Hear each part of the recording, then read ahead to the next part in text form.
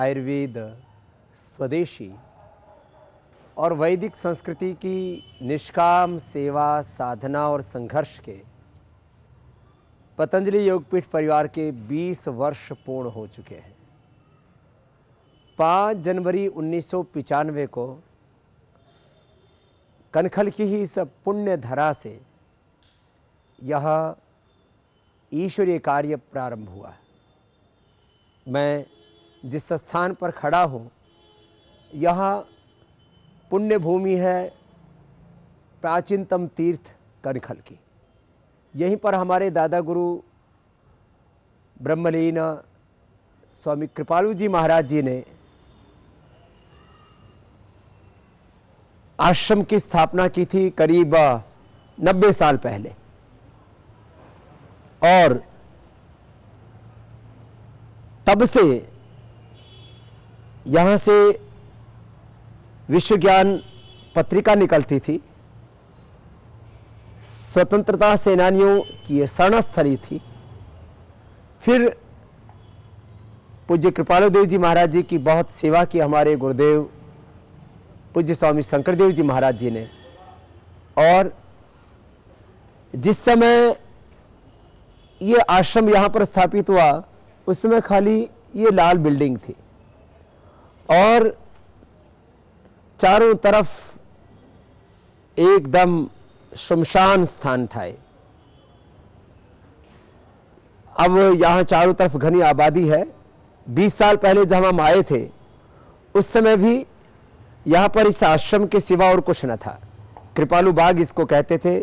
हमारे दादा गुरुजी के नाम से स्थान जाना जाता है। और अभी भी हम, क्योंकि सबसे पहला ट्रस्ट दिव्योग मंदिर ट्रस्ट 5 जनवरी 1995 को बना, और उस समय दिव्योग मंदिर ट्रस्ट कृपालु बाग आश्रम कनखल, यही एड्रेस आप शुरू में सुना करते थे। अब पतंजलि योगपीठ का बहुत बड़ा यश देश और दुनिया में फैल चुका है।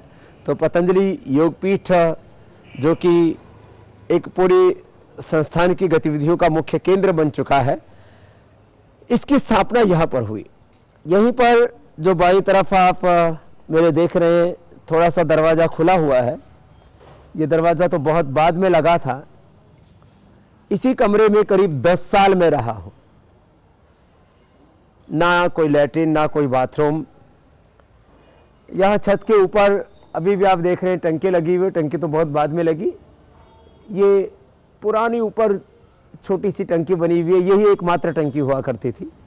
यहां मेरे बाईं ओर जो है, यहां पर कुछ बाथरूम्स हुआ करते थे, वो बाद में तोड़ दिए गए। एक जामुन का पेड़ था, वो सूख गया अभी यहां। एक यहां शहतूत का बहुत बड़ा पेड़ था, उसमें करीब 50 तख्त बनाए थे। इतना बड़ा पेड़ था। और जहां पर आज ये अलग अलग भवन बने हुए हैं, मेरे दाहिनी ओर यहां पर ये योग मंदिर बना सबसे पहला। और उसके बाद फिर दिव्य फार्मेसी की शुरुआत, जो आज विश्व की सबसे बड़ी फार्मेसी, उसकी शुरुआत भी यहीं से हुई थी। मैं विस्तार से इन सब बातों को बताऊंगा।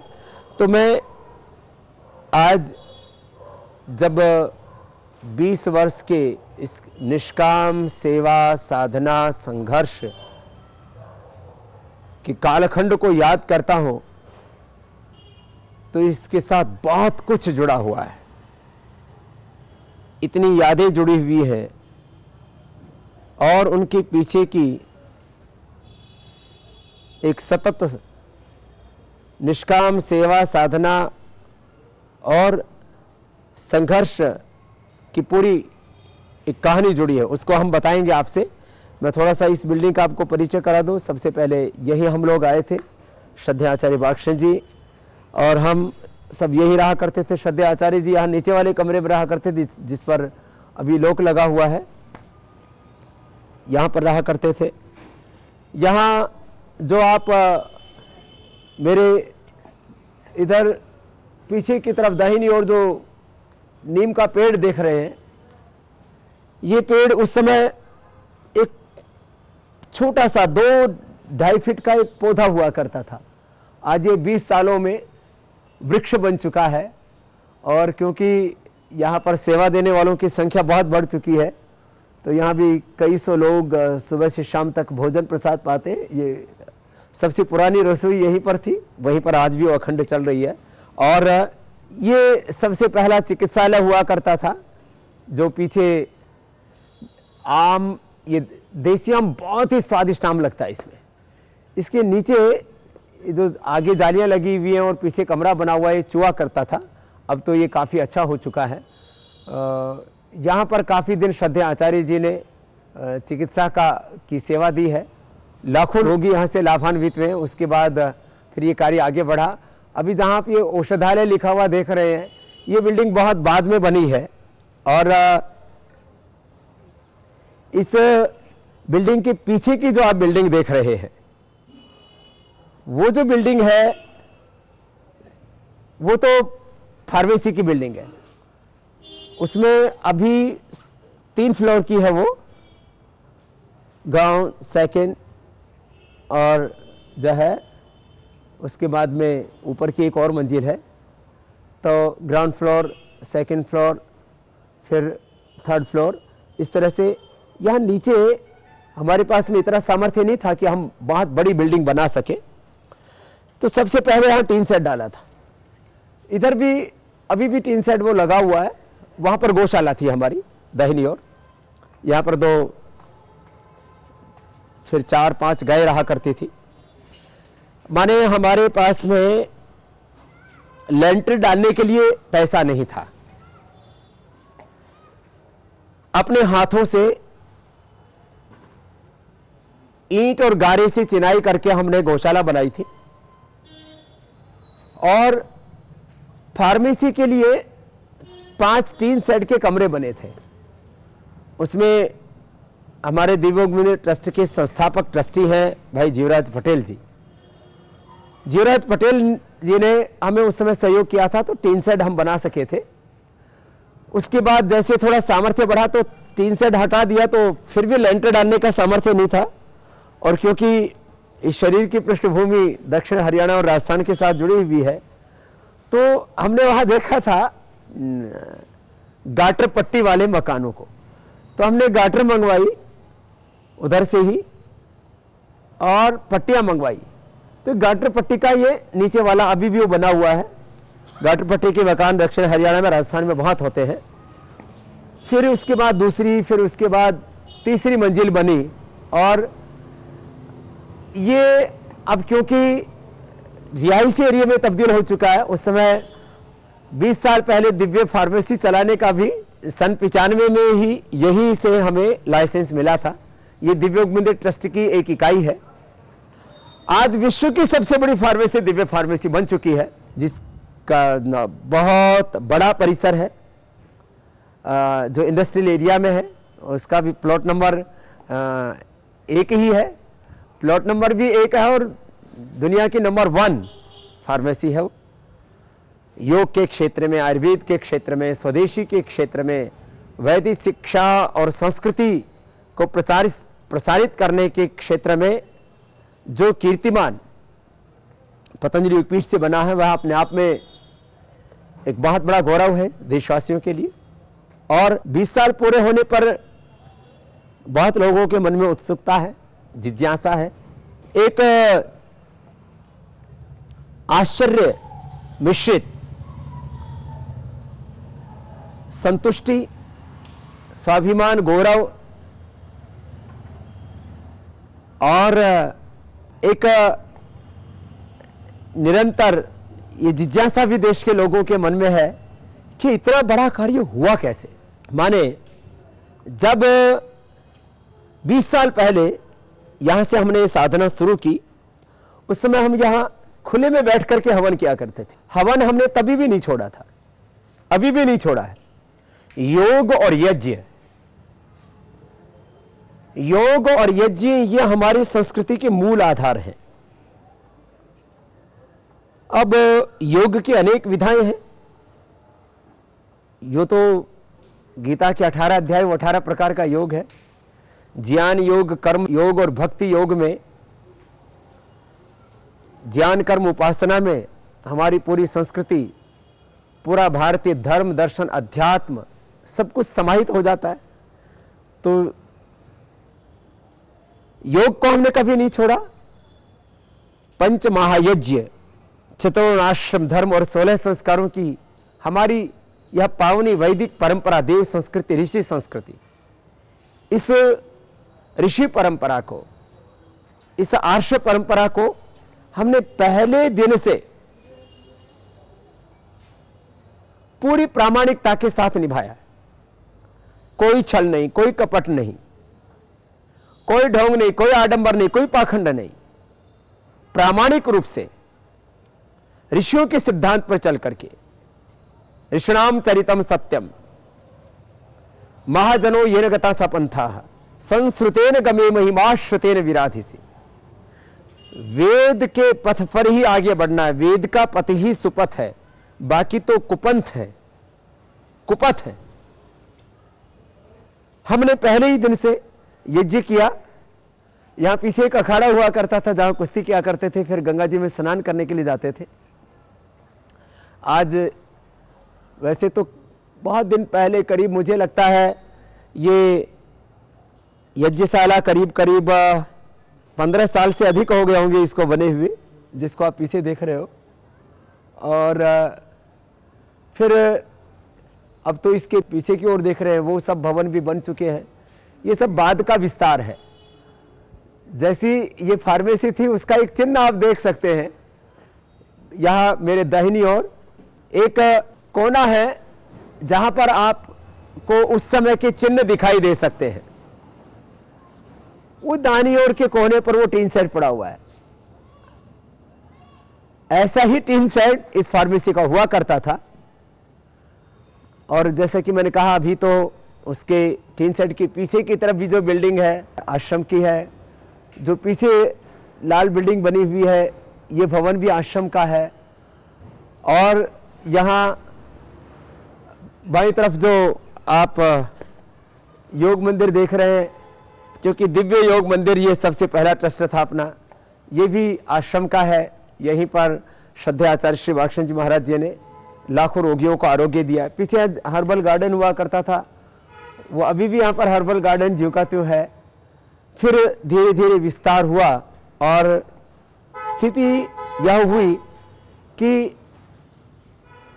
पहले हजारों फिर लाखों लोग यहां प्रतिवर्ष आने लगे। यहां 1-1 किलोमीटर लंबी लाइन लगने लगी। ना हमारे पास में गर्मी से बचने का उपाय था, न सर्दी से बचने का उपाय था, न वर्षात से बचने का उपाय। इसलिए दिव्य योग मंदिर ट्रस्ट के बाद पतंजलि योगपीठ ट्रस्ट की स्थापना हुई। कनखल के इस आश्रम में जहां आज ये योग भवन बना हुआ है, यहां पर फूलों का बगीचा होता था और वो भी गुलाब के फूल होते थे। ऐसे जिस मां ने मुझे जन्म दिया, उनका नाम भी माता गुलाब देवी है।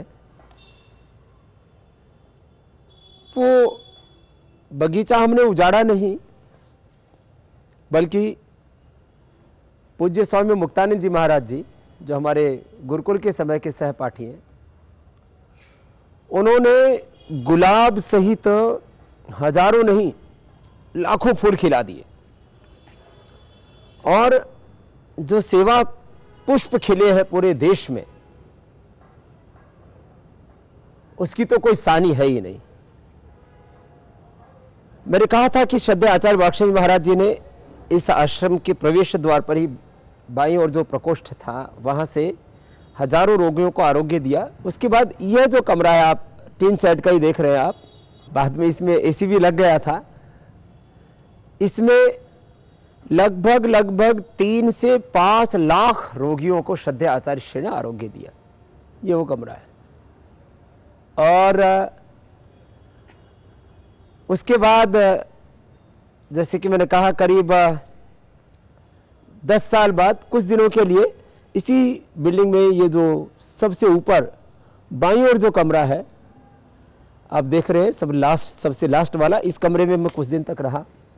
श्रद्धेय आचार्य जी पहले लाल बिल्डिंग में ही नीचे प्रकोष्ठ में रहा करते थे।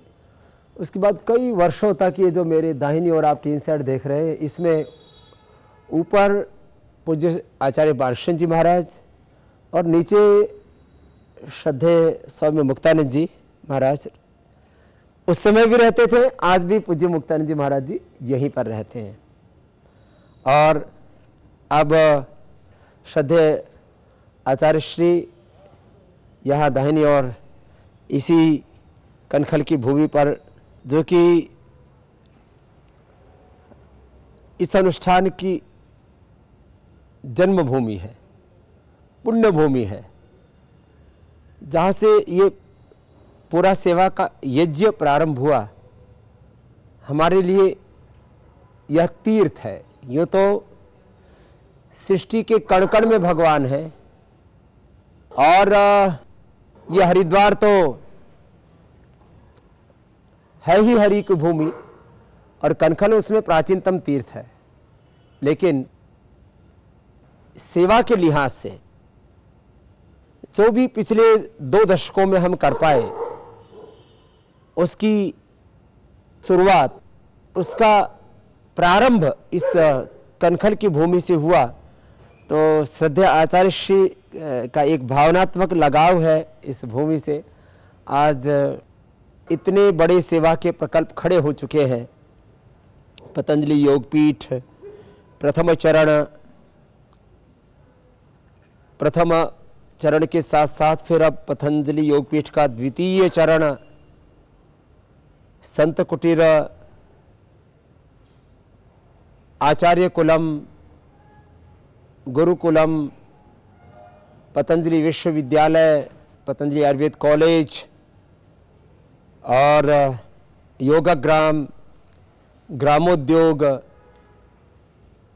और ग्रामीण उद्योग में भिन्न भिन्न इकाइयां, गौशाला से लेकर के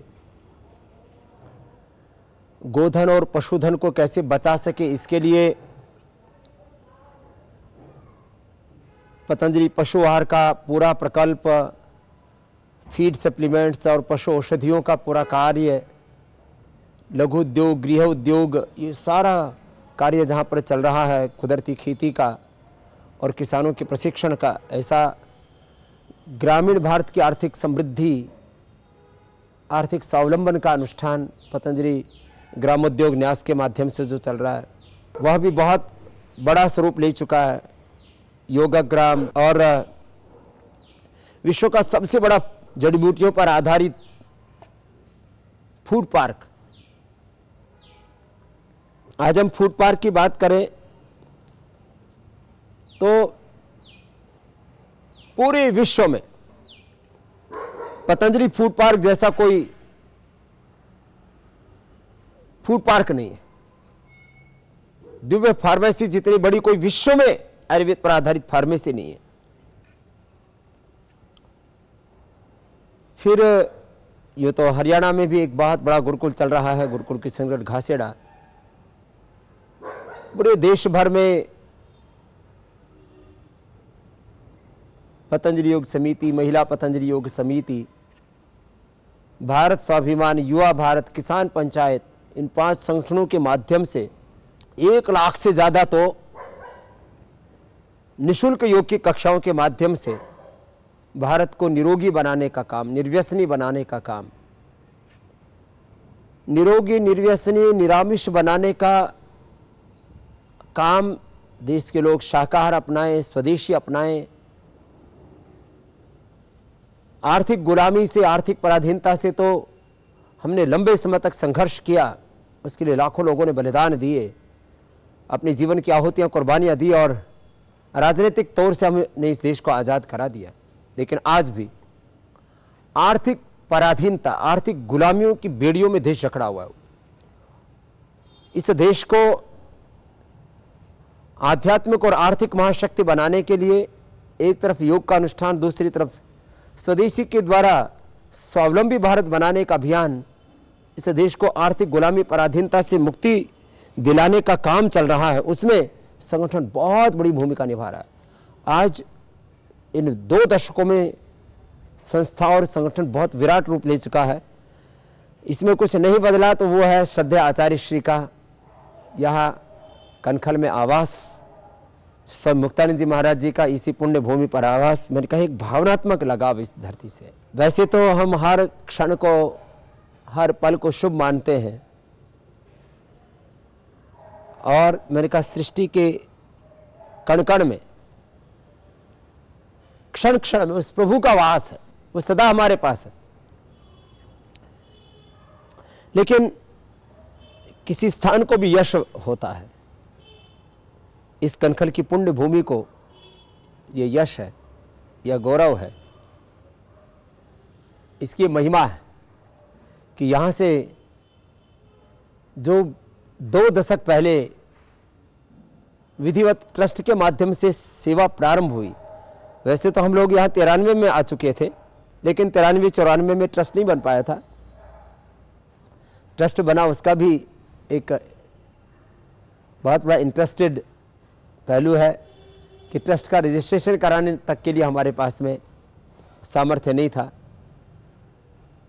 धीरे धीरे वो सामर्थ्य भी बढ़ा। 1-1 रुपए से लेकर के 10-10, 50-50, 100-100 रुपए लोगों ने दिए। और यह जो इतना बड़ा विस्तार आप पतंजलि योगपीठ की सेवाओं का विश्वव्यापी देख रहे हो, इस विश्वव्यापी सेवाओं के विस्तार में भाई आज भी कह सकता हूं कि 90% योगदान देश के साधारण लोगों का है, जिन्होंने 50 रुपए, 100 रुपए, 500 रुपए, 1000 रुपए दे दे करके और इस अनुष्ठान को शक्ति दी, सामर्थ्य दिया। जितने अल्प कालखंड में जितना सहयोग देश के लोगों ने पतंजलि योगपीठ के लिए किया है, मुझे लगता है उतना बड़ा सहयोग शायद ही विश्व की किसी सामाजिक संस्था या संगठन को मिला होगा। मेरा हृदय कृतज्ञता से भर आता है जब मैं लोगों का भरोसा देखता हूं योग में, आयुर्वेद में, स्वदेशी में, अपनी वैदिक संस्कृति में, ऋषि संस्कृति में, अपनी इस सनातन भारतीय परंपरा में कितना लोगों का भरोसा। जो एक वाक्य हम सुनते हैं ना कि दुनिया भरोसे पर कायम है, तो यह जो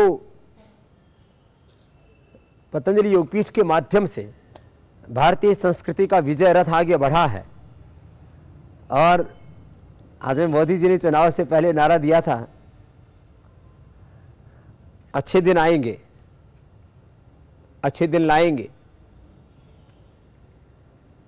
तो देश के भी अच्छे दिन आएंगे, आज योग के अच्छे दिन आए। हमने घर घर तक योग को पहुंचाने के लिए पुरुषार्थ किया, देश के लोगों ने साथ दिया, घर घर तक योग पहुंचा, जन जन तक योग पहुंचा और पूरे विश्व में योग पहुंचा। जब आदरणीय मोदी जी ने यूएन के अंदर प्रस्ताव रखा और फिर उस प्रस्ताव के लिए समर्थन जुटाना प्रारंभ किया, 177 देशों ने इंटरनेशनल योग डे के लिए, अंतर्राष्ट्रीय योग दिवस के लिए अनुमोदन करके एक विश्व कीर्तिमान बना दिया। ये भारतीय ऋषियों की विरासत, योग की विजय है, भारत की विजय और मोदी जी के वैश्विक नेतृत्व की विजय। मैं कह रहा था आज योग के अच्छे दिन आए, आयुर्वेद के भी अच्छे दिन आएंगे, स्वदेशी के भी अच्छे दिन आएंगे, वैदिक संस्कृति के भी अच्छे दिन आएंगे और 125 करोड़ देशवासियों के अच्छे दिन आएंगे। बहुत सी उत्सुकताएं पतंजलि योगपीठ की इस कार्य को लेकर के देश के लोगों के मन में आज भी है कि इतना बड़ा कार्य हुआ कैसे, इसके मूल में शक्ति क्या है। बहुत तरह के प्रश्न मुझसे भी किए गए देश भर में और हमने पूरी प्रामाणिकता के साथ, पूरी पारदर्शिता के साथ देश के सामने जो यथार्थ था उसको रखा, बिना किसी छल कपट के, बिना किसी स्वार्थ के, बिना किसी आग्रह के, बिना किसी दुराग्रह के, बिना किसी रागत द्वेष के। पतंजलि योगपीठ की इन 20 वर्ष की निष्काम सेवाओं, साधना एवं संघर्षों को यदि मैं 3 शब्दों में कहूं कि इसके पीछे की शक्ति कहां से मिलती थी,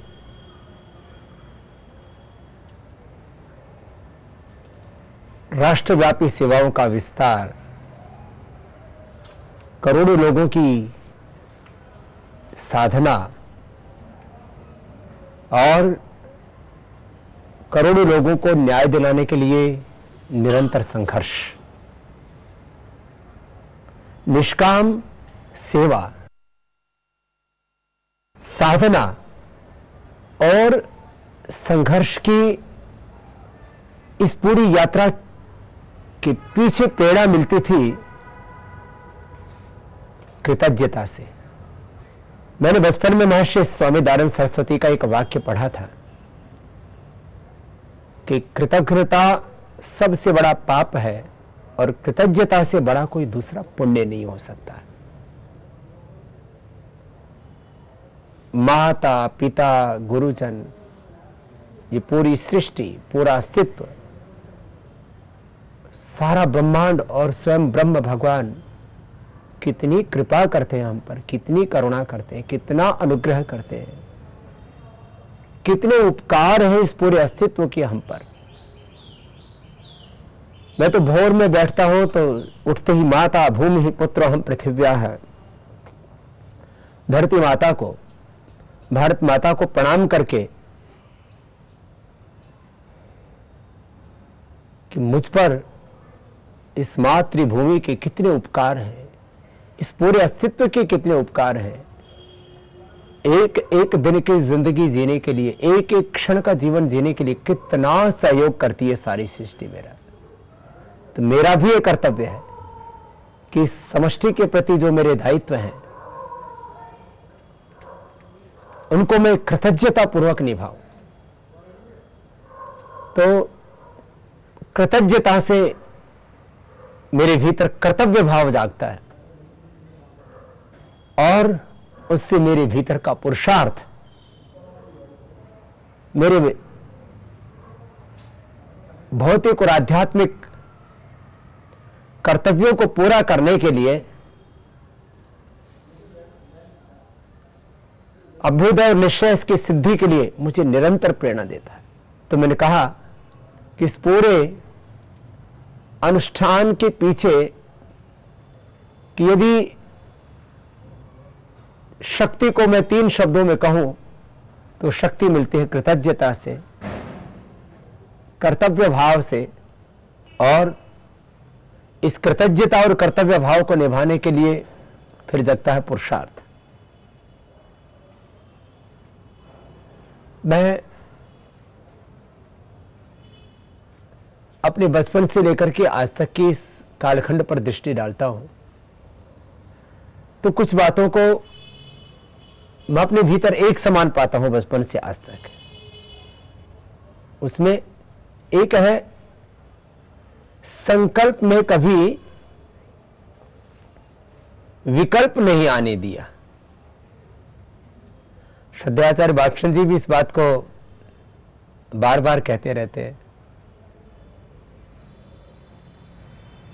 कि संकल्प में विकल्प आने से हम अपने ध्येय में अडिग नहीं रह सकते, अटल नहीं रह सकते। इसलिए संकल्प में कभी भी विकल्प नहीं आना चाहिए। एक क्षण के लिए भी हमें अशुभ का स्वागत नहीं करना चाहिए, अविवेक का स्वागत नहीं करना चाहिए। अज्ञान का यदि हम आदर करेंगे, अशुभ का, अधर्म का, पाप का, अन्याय का, क्लेशों का, अशुभ वृत्तियों का, काम क्रोध लोभ मोह अहंकार का, अज्ञान हो, आलस्य हो, या जो भी अशुभ प्रमाद है, उसका हम यदि स्वागत करेंगे तो फिर तो हमारे संकल्प कमजोर पड़ जाएंगे। और महापुरुषों के बारे में हमने एक बात बचपन से सुनी है कि महापुरुष संकल्प सिद्ध होते हैं। आपने भी सुना होगा, ये सिद्ध पीठ है, उसकी बड़ी मान्यता होती है। ये सिद्धि किससे होती है? संकल्प से ही सिद्धि होती है। मैंने एक बार जो संकल्प किया, उस संकल्प में पूरे खो गए, और उसके लिए शरीर के स्तर पर, इंद्रियों के स्तर पर, मन के स्तर पर, बुद्धि के स्तर पर, वाणी के स्तर पर, व्यवहार के स्तर पर, आचरण के स्तर पर, अभ्यास स्वभाव के स्तर पर, कर्म पुरुषार्थ के स्तर पर, वैयक्तिक, पारिवारिक, सामाजिक, आर्थिक, राजनीतिक स्तर पर जो कुछ भी फिर पुरुषार्थ करना है, वो करने में रत्ती भर भी कसर न छोड़ो। तो पूरे जीवन को एक शब्द में कहा जाए तो सारा पुरुषार्थ में ही समाहित हो जाता है। तो यह जो पूरा अनुष्ठान आगे बढ़ा, इसके पीछे के 2-3 सत्य आपसे कहना चाहूंगा। एक तो भगवान की कर्म फल व्यवस्था पर मुझे पूर्ण विश्वास है। कर्म आदमी का पीछा करता है, अच्छा करो या बुरा, और उसका बुरे काम का दुख अज्ञान अनंत फलाइति प्रतिपक्ष भावनम। बुरे काम से दुख, अज्ञान और उसका अनंत फल मिलता है। और ऐसे ही अच्छे कर्म का सुख, ज्ञान और अनंत पुण्य, ये पूरा अनुष्ठान आज इतने बड़े रूप में खड़ा हुआ है। तो इसके पीछे भगवान की कर्मफल व्यवस्था, भगवान की न्याय व्यवस्था, इसके ऊपर मेरी अखंड आस्था और निष्ठा है। क्योंकि बिना भगवान के अनुग्रह के ये इतना बड़ा कार्य, इसके बारे में सोचना भी मुश्किल था। मैं तो जिस माता पिता ने मुझे जन्म दिया उन्होंने सोचा होगा, नहीं जिन गुरुओं ने मुझे शिक्षा दीक्षा दी, श्रद्धेय गुरुदेव आचार्य श्री बलदेव जी महाराज, परम पूज्य श्रद्धेय गुरुदेव आचार्य श्री पद्युम जी महाराज, मेरे दीक्षा गुरु पूज्य स्वामी शंकरदेव जी महाराज, मेरे मित्रों ने भी नहीं सोचा होगा, मैंने भी नहीं सोचा था कि इतना बड़ा सेवा का ये अनुष्ठान इस तरह से, ये निष्काम सेवा का काम, ये करोड़ों लोगों के जीवन में साधना का समावेश और बड़े बड़े संकट और संघर्ष, उनके बीच में हम ऐसे आगे बढ़ेंगे, ये तो कल्पना से बाहर का था। और आज भी इतने इस बड़े कार्य को समझना, इसके पीछे की भावना को समझना, इसके अंतिम गंतव्य को समझना। श्रद्धाचार्य बाक्षण जी 3 बातें बहुत कहते हैं कि वे किसी भी काम को कर रहे हो तो पहले तो उसका प्रारंभ कहां से होगा। कहते हैं ना कि किसी कार्य की अच्छी शुरुआत हो जाती है तो समझ लो कार्य आधा हो गया है। किसी कार्य की को प्रारंभ कहां से करना है, और दूसरा बीच की पथ की बाधाएं क्या हैं, मंजिल तक पहुंचने के लिए बीच में क्या क्या पड़ाव आएंगे, इसको पहले से ही सोच लेना चाहिए। जब तक आदि मध्य और अंत गंतव्य ध्येय इसके बारे में हम पूरा नहीं सोचेंगे, तब तक कोई बड़ा कार्य हम नहीं कर सकते। तो आज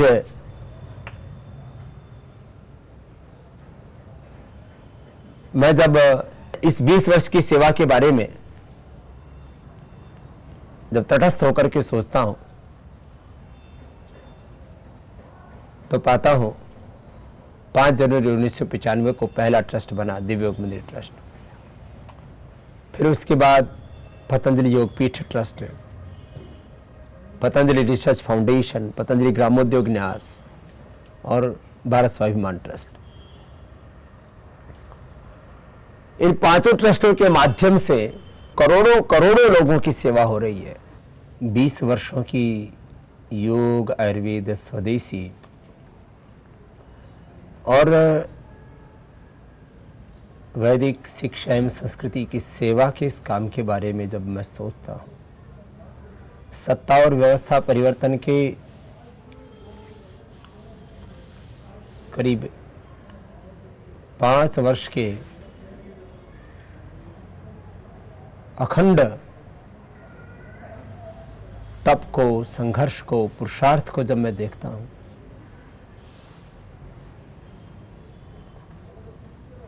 तो भगवान के प्रति, संपूर्ण राष्ट्रवासियों के प्रति श्रद्धेयाचार्य बाक्षण जी, श्रद्धेय स्वामी मुक्तानंद जी सहित संगठन के लाखों लाखों निष्ठावान कार्यकर्ताओं के प्रति, करोड़ों करोड़ों वो भाई बहन जो बहुत गहरी कृतज्ञता और विश्वास के साथ इस अनुष्ठान से जुड़े, उन सब के प्रति मेरा हृदय कृतज्ञता से भरा था। अपने गुरुजनों के प्रति, अपने ऋषियों के प्रति मेरा हृदय कृतज्ञता से भरा था। और भगवान के बारे में हमने सुना है कि भगवान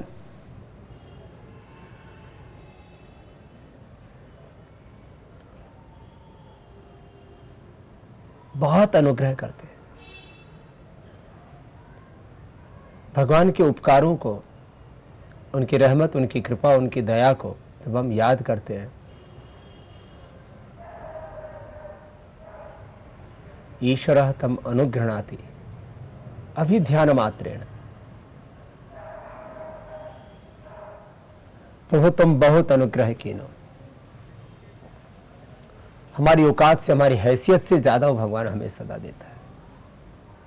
तो मैं कह रहा था, जब मैं देखता हूं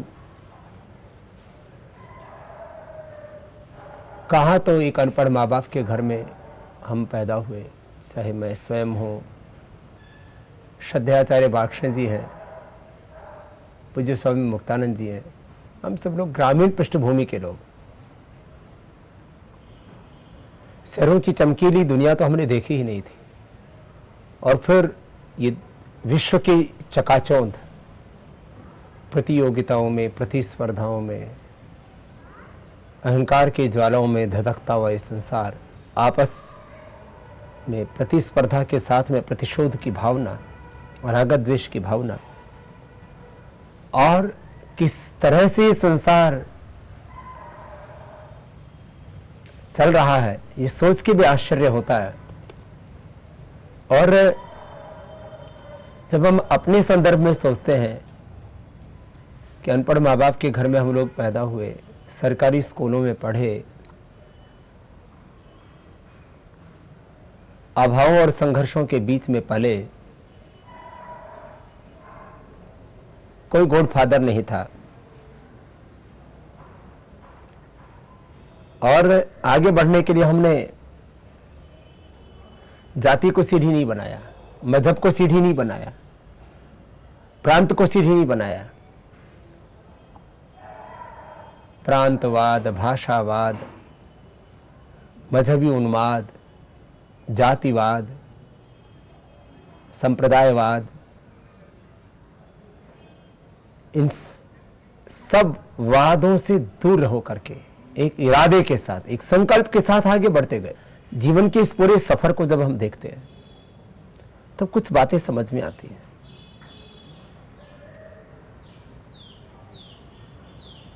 पवित्र संकल्प के साथ निरंतर यदि संघर्ष किया जाए, एक क्षण भी हमारा संकल्प कमजोर ना पड़े और एक क्षण के लिए भी हमारा संघर्ष कमजोर ना पड़े। मैं इसलिए दो शब्दों को साथ साथ कह रहा हूं।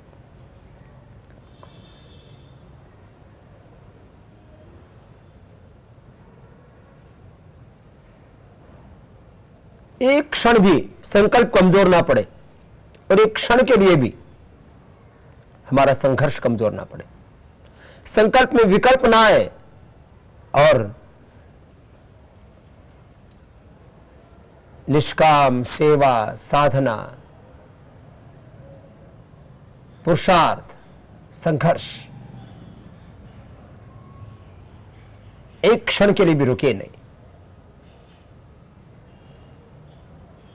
एक क्षण के लिए भी अकर्मण्यता ना आए, तो फिर कुछ भी जिंदगी में असंभव नहीं है।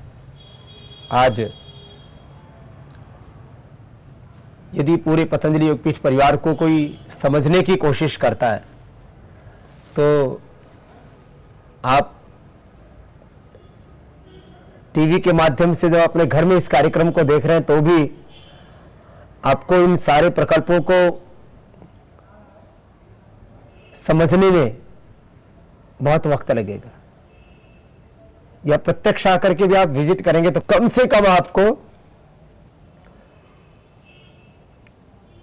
2 दिन लगेंगे यदि आप एक एक प्रकल्प को गहराई से देखना चाहोगे तो। मैंने 20 साल पहले ये अनुष्ठान जहां से शुरू हुआ था उस कनखल से लेकर के और दिव्योग मंदिर ट्रस्ट की इस पुण्य भूमि, इसकी स्थापना भूमि से लेकर के फिर दिव्य फार्मेसी, माने जहां टनों की मात्रा में चून, टनों की मात्रा में क्वाथ, टनों की मात्रा में गोलियां, टनों की मात्रा में एक्सट्रैक्ट तैयार किया जा रहा है। आप सुबह से शाम हो जाएगी खाली एक दिव्य फार्मेसी कोई ठीक से देखना चाहिए। फिर उसकी अलग अलग लैबोरेटरीज हैं, 3 तरह के वहां लैब्स हैं, पूरा रिसर्च सेंटर है और आयुर्वेद की प्राचीन परंपरा और आधुनिकतम विज्ञान, साइंस और टेक्नोलॉजी, माने प्राचीन ऋषियों का गौरव और आधुनिकतम विज्ञान, इन दोनों को हम साथ में लेकर के वैदिक ज्ञान और आधुनिक विज्ञान का एक समन्वय,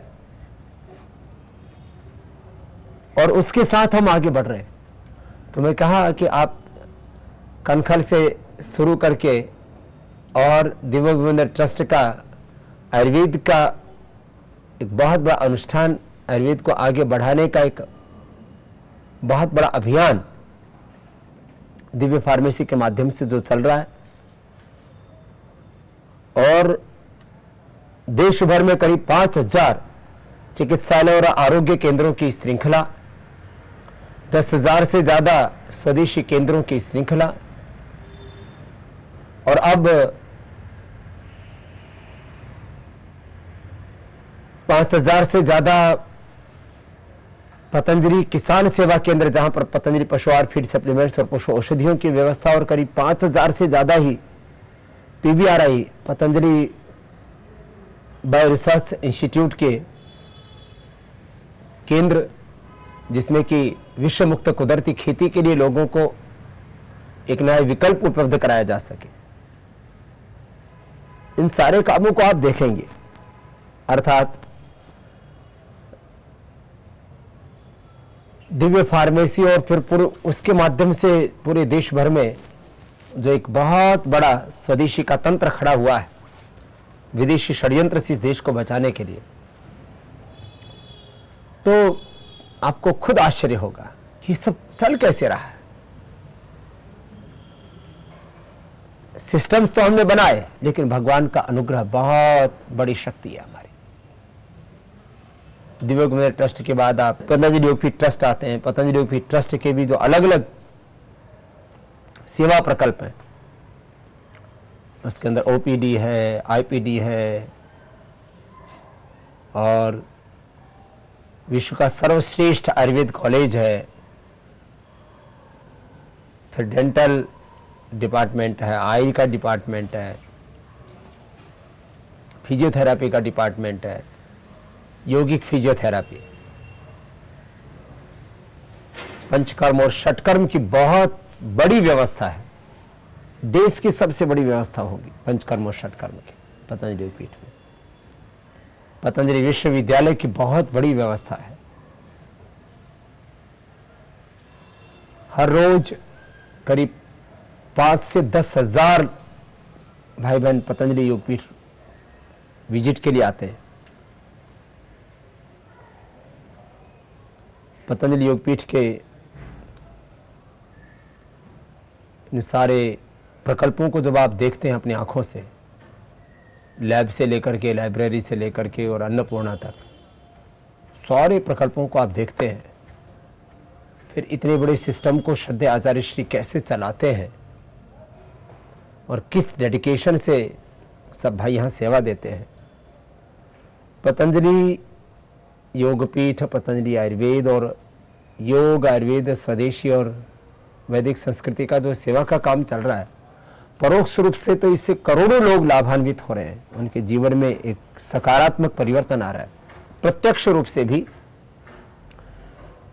किसानों से लेकर के, अलग अलग सेवा केंद्रों से लेकर के, और इस पूरे स्वदेशी के काम में, जिसके लिए हमने स्लोगन दिया है सबकी समृद्धि, collective prosperity, collective growth, collective development, सबकी समृद्धि, सबकी सेवा,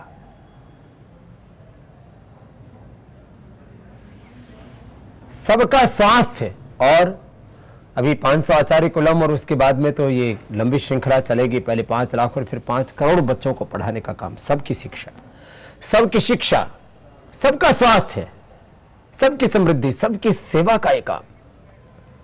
पतंजलि योगपीठ फेज 1, पतंजलि फेज 2, फिर आचार्य कुलम, संत कुटीर, वैदिक गुरुकुलम, वैदिक कन्या गुरुकुलम, इतने बड़े बड़े सेवा के प्रकल्प हैं कि आप जब अपनी आंखों से इस सेवा के अनुष्ठान को देखते हो तो आपका भी हृदय गदगद हो जाता है, आपको भी विश्वास जगता है कि अब देश का कुछ नहीं बिगड़ेगा, अब ये देश ऋषियों का देश बनेगा, महर्षि दयानंद स्वामी विवेकानंद के सपनों का भारत बनेगा, गौतम का, जमे पाणिनि, पतंजलि, भगवान रामकृष्ण शिव का ये देश दोबारा से अपने गौरव को प्राप्त करेगा। क्योंकि पतंजलि योगपीठ के माध्यम से योग, आयुर्वेद, स्वदेशी और वैदिक संस्कृति की, वैदिक शिक्षा की सेवा का जो काम हो रहा है, इस निष्काम सेवा, साधना और संघर्ष के द्वारा वो सब कुछ फलीभूत होगा, वो सब कुछ घटित होगा, जिसके लिए हमारे पूर्वज महापुरुषों ने कितने वर्षों से सपने संजोए थे। और जब आप ये सब प्रकल्प देखते हैं तो मैंने कहा कम से कम 2 दिन लगेंगे आपको। पतंजलि ग्रामोद्योग न्यास, फिर योग ग्राम जो धरती का स्वर्ग है, कुदरती खेती का कार्य, लघु उद्योग, गृह उद्योग का कार्य, पशु औषधियों का, फीड सप्लीमेंट्स का, और इसके पीछे ग्रामीण भारत की आर्थिक समृद्धि की जो दृष्टि है, कुदरती खेती से करोड़ों देशवासियों को के स्वास्थ्य को अच्छा करना, आरोग्य यह हमारा मौलिक और संवैधानिक अधिकार है, इससे हम वंचित हो गए। शुद्ध आहार हमारा मौलिक और संवैधानिक अधिकारों से हम वंचित हो गए। पतंजलि ग्राम उद्योग के माध्यम से, फिर मैंने कहा धरती का स्वर्ग योग ग्राम, डॉक्टर नीरज जी जो विश्व के श्रेष्ठतम प्राकृतिक चिकित्सक है, पिछले लगभग 40 वर्षों से जो निरंतर ये सेवा कर रहे हैं, क्या अद्भुत है। और योगग्राम तो आप जाएंगे तो एक दिन तो वहीं से आपका वापस आने को दिल नहीं करेगा। और योग ग्राम में पंचकर्म की षटकर्म की सेवाएं, योग और नेचुरोपैथ की सेवाएं, और 100 एकड़ से भी अधिक जमीन पर बना वो विश्व का श्रेष्ठतम, माने निसर्ग की दृष्टि से, प्रकृति की दृष्टि से, पर्यावरण की दृष्टि से, उपचार की दृष्टि से, व्यवहार की दृष्टि से, माने अद्भुत है योग ग्राम। और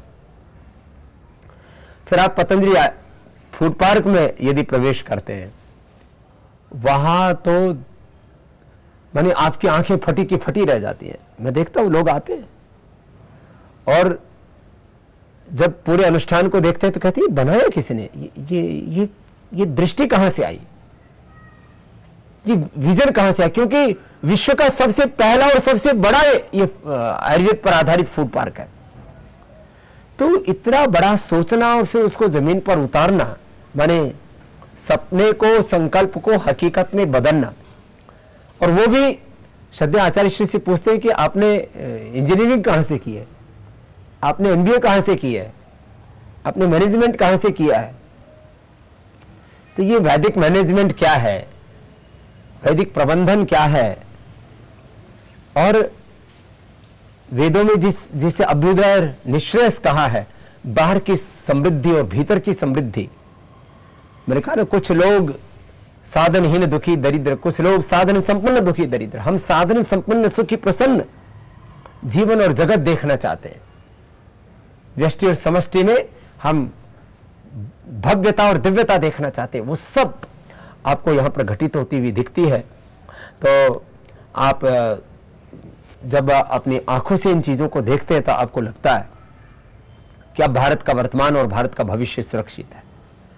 और इसके साथ साथ फिर वानप्रस्थाश्रम, माने जो चतुर्वर्णाश्रम धर्म पंचमहायज्ञ 16 संस्कारों की मैं बात कर रहा था, उसका पूरा व्यवहारिक दर्शन आपको यहां पर मिलता है।